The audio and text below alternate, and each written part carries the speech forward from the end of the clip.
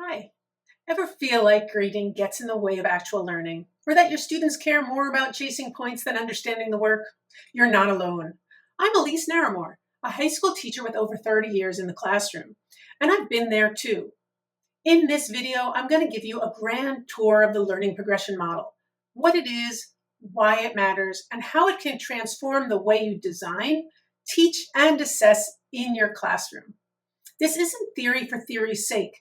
It's a practical system I use every day, and you can adapt it to your own classroom, no matter what subject you teach or what grade level. So let's get started. Before we begin, I want to clarify. This video is meant to give you a 1,000-foot view of the learning progression model. It's a grand tour of the entire process, from planning to implementation. If you want to go deeper into designing learning progressions, building your tracking system, or aligning grading, I have detailed guides available for all of it. And I'll share more about those resources at the end. Before we jump into details, let's talk about why. The learning progression model, or LPM for short, is about aligning what we teach and assess with what we actually value for our students. It helps me clearly communicate with students, not just how well they're doing, but what next steps they can take to move forward. Instead of recording points and percentages, I track student growth in the skills and practices that matter in my classroom. Research shows that when students know what they're aiming for and get clear feedback, they learn more deeply and take more ownership of their progress. When students have agency, they're more invested, enjoying the learning process more fully. It also helps us address equity concerns because students aren't permanently penalized for where they started, and pacing can be adjusted to student needs. They can grow, and we can track that growth clearly. I won't pretend it fixes every system constraint, but the LPM helps us keep learning at the center, even in those systems which are less flexible. So let me show you how. The first step in using the learning progression model is to identify the practices you value most in your course. What do you actually want your students to be able to do by the end of the year? Consider, too, the mandatory requirements from the local or state curricula. In my physics classes, for example, I value practices like designing investigations, analyzing data, constructing explanations, and applying problem-solving strategies. Many of my practices are grounded in the next generation science standards. Math teachers that I've worked with use the Common Core standards for mathematical practice. The World Readiness Standards for learning languages are used by world language teachers, and so on. Each discipline has practices, but they can be adapted, combined, and rearranged for use in your classroom. Practices go beyond content recall. They're overarching skills that help students think like scientists and writers, historians, or mathematicians. Content is the medium through which the skills are taught. If we don't identify these practices up front, it's easy to slip into grading what's easiest to grade, instead of what really matters most for student learning. Once you know which practices you value, the next step is to design or select your learning progressions for each of those practices. A learning progression is like a roadmap. It outlines what it looks like to move from a beginner level to an expert level performance in a skill or a practice. For example, for scientific argumentation, a novice might simply make a claim with no evidence, while an advanced student might provide a claim with strong evidence and clear reasoning, even connecting it to a broader scientific principle. But you don't have to start from scratch. You can adapt learning progressions from existing frameworks, state standards, or even ones that I share in my workshops. What matters is that the progression is clear, observable, and meaningful for your classroom. Having these progressions helps you and your students understand what growth looks like. It makes feedback more actionable and goals more visible. Once you have your learning progressions, it's time to set your end-of-year goals for each progression. This means deciding what level of performance you want your students to reach by the end of the year in each practice. For example, I might aim for all of my students to reach proficient level in data analysis, with many moving towards advanced. This doesn't mean that every student must reach that level. Instead, it helped me to define success realistically while giving students a clear destination to work towards, plus time to get there. Having these end-of-year goals keeps your teaching and your students' efforts aligned throughout the year. You're not just grading tasks individually, you're building towards something that matters. With your end of year goals in place, the next step is to plan your end of unit targets. Think of these as smaller milestones on the way to your big goals. Each unit should give students opportunities to practice and demonstrate growth in the practices you've chosen, moving them one step closer to the end of your target. Students are successful in your class as long as they are keeping up with the pace that you set, a pace that balances the needs of your students with the requirements of the course. For example, if your end of year goal for problem solving is advanced, and that means that students can document a complete and correct solution. Well, if you're in only unit 2, the target might be for the students to simply list all the givens in a word problem and attempt a relevant response, even if it's not fully correct yet.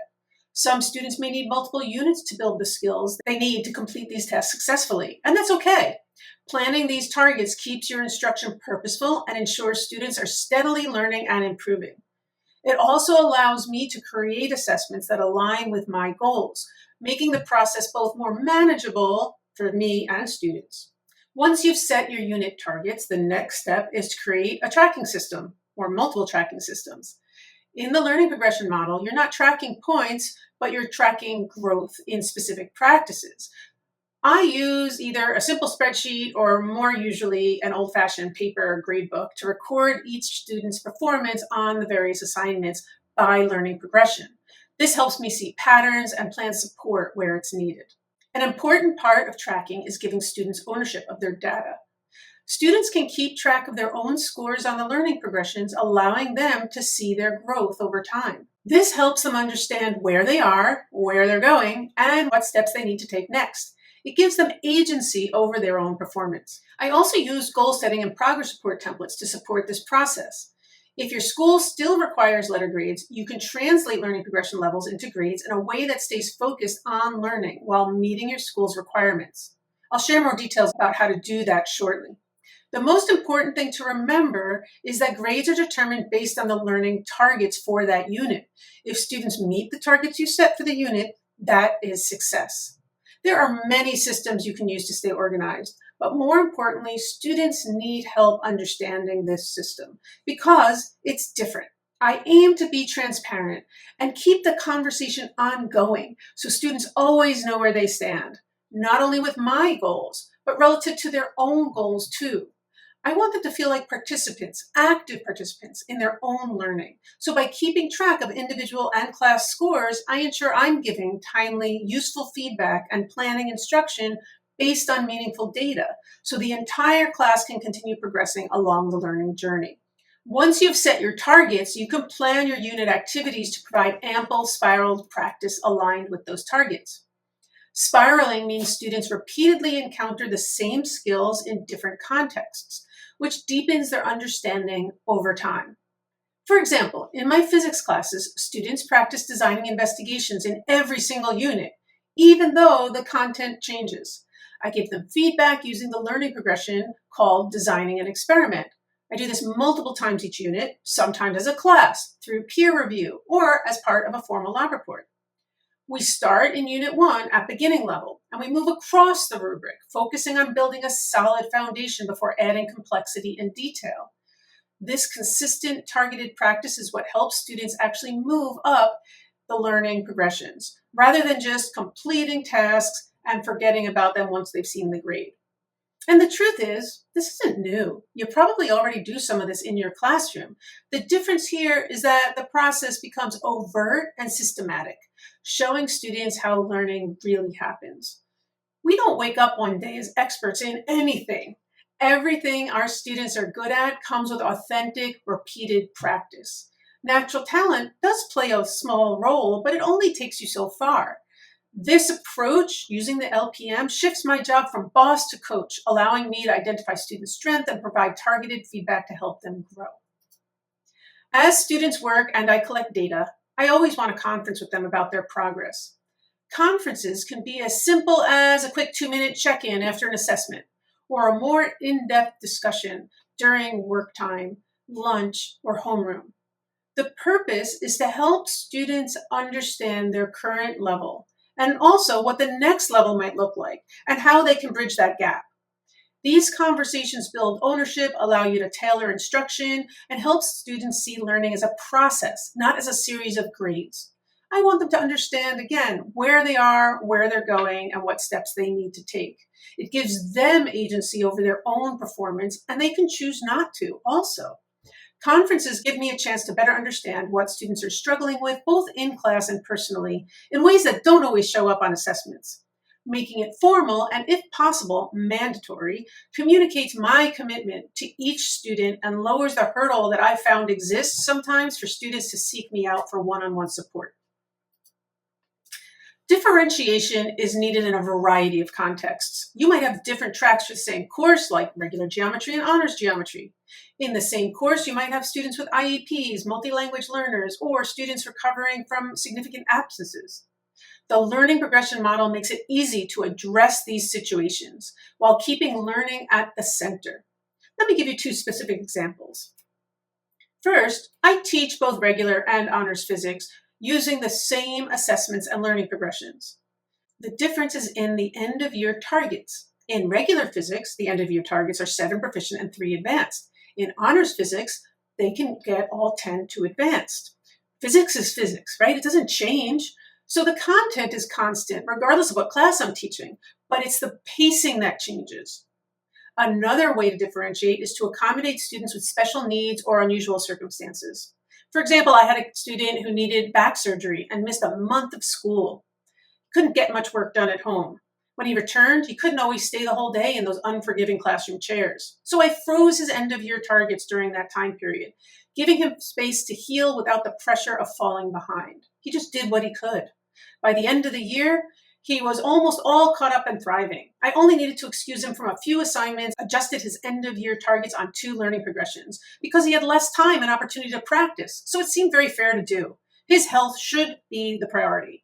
And I've made similar adjustments for other students as needed, humanizing education while keeping learning as part of the whole experience of growing up. Differentiation doesn't mean creating separate activities for each student.